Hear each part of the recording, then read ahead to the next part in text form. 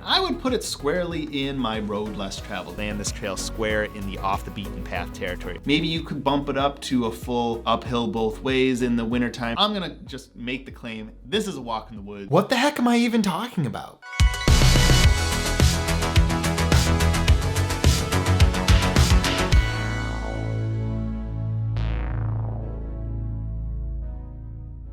Hey there hikers, Adam Hoyt here and welcome back to the channel. And a very special welcome to all you new viewers that I gained after last week's video with my collaboration with Taylor, the New Hampshire hikers. Thank you so much again to her for letting me go on a hike with her and get to know all of you. I have lots of great hikes that I want to be able to show you going forward, but unfortunately, yeah, that hike last week kind of really took a lot out of me. The editing of the video specifically, not necessarily the hike, I had to skip the gym. I was staying up till 1 in the morning. I was doing every little thing meticulously not to let Taylor down and get that video correct. I was changing all these different settings. 2 hours later. Warp stabilizing it and then adding zooms manually and doing this and that and what am I doing? Yeah, that's not what you guys want to hear about. So yeah, unfortunately this week it's gonna be one of those ones where I sit at home in my room and talk to you guys in the camera about a topic. But don't you worry, I do have a lot of good winter footage in the can. All these ones that I'm flashed up on the screen are hikes that I've already done, have the footage. I just need to find the time to go through it all. So yeah, with all you new viewers and subscribers that I gained lately, I figured that right now might be the perfect time to finally go over my very arbitrary and silly hike difficulty rating system that I don't think I've ever actually explained to anyone on the channel before. Comment down below if you guys ever figured out what my freaking difficulty ranking system was, or if you were completely lost every time I threw out a silly little phrase. But hey, that's what this video is. I'm going to fully explain my hike difficulty ranking system. When I was brainstorming this channel and the hikes that I wanted to go on, I knew that the difficulty rating of the hikes would be something I definitely would want to talk about, not just my recommendations or lack thereof for the trails. So I had to come up with a system of just exactly how I was going to convey that information. I had to decide if I wanted to go with a classical numerical rating system for the difficulty, different levels of stars for the difficulty, or be kind of cutesy and go with mountain peaks. Instead, I decided to go for a needlessly complex and rambling system based on common idioms, which is very much more in line with my own personality, I think. Idiom. Noun.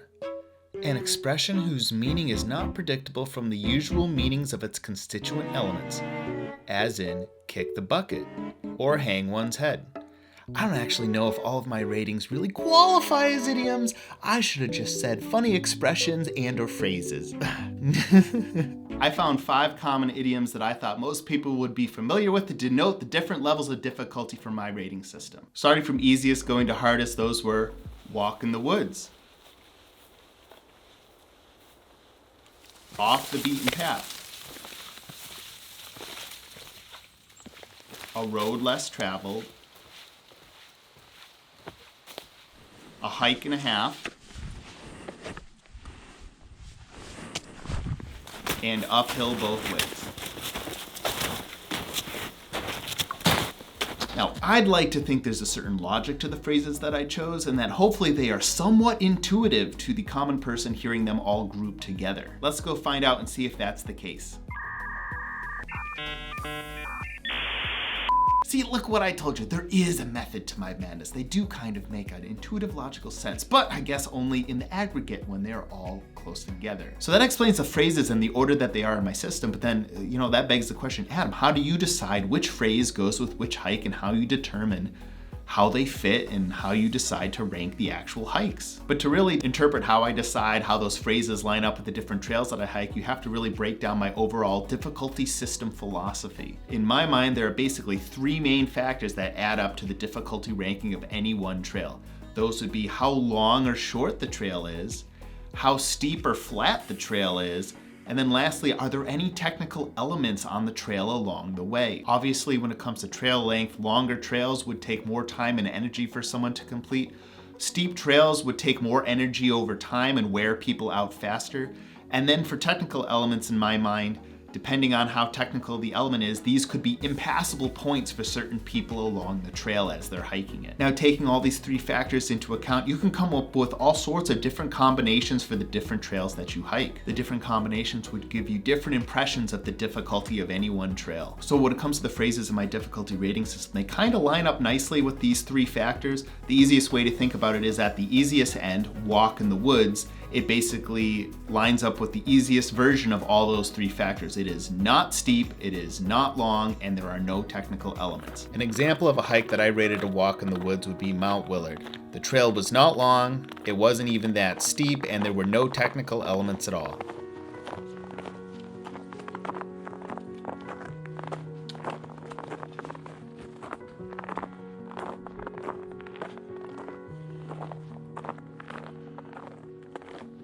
And then on the opposite side of the spectrum, at my hardest difficulty ranking, uphill both ways, it would be a trail that has a combination of all three. It would be a very long trail, a very steep trail, and have multiple technical elements. Now, a hike that I rated uphill both ways is actually one that I haven't released yet on the channel, but that would be Mount Whiteface, which I actually failed to summit. That trail was both very long, exceptionally steep, especially near the top, and it had several technical elements and different cliffs that I had to climb right near the summit, and is what basically caused me to fail that summit, hence why I was going to rate it uphill both ways.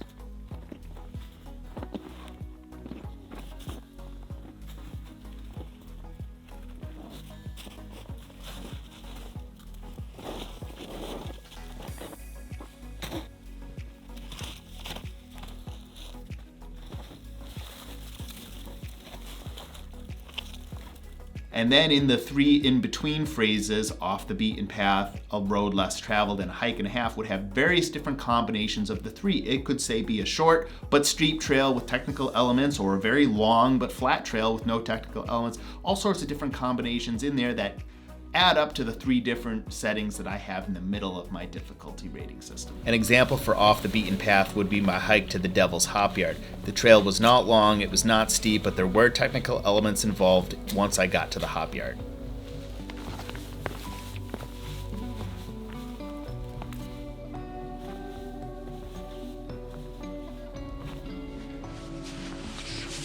An example hike for a road less traveled would be Mount AVALON. The trail was not very long, but it did get rather steep as I got closer to the summit, and there was one technical element right before the summit itself.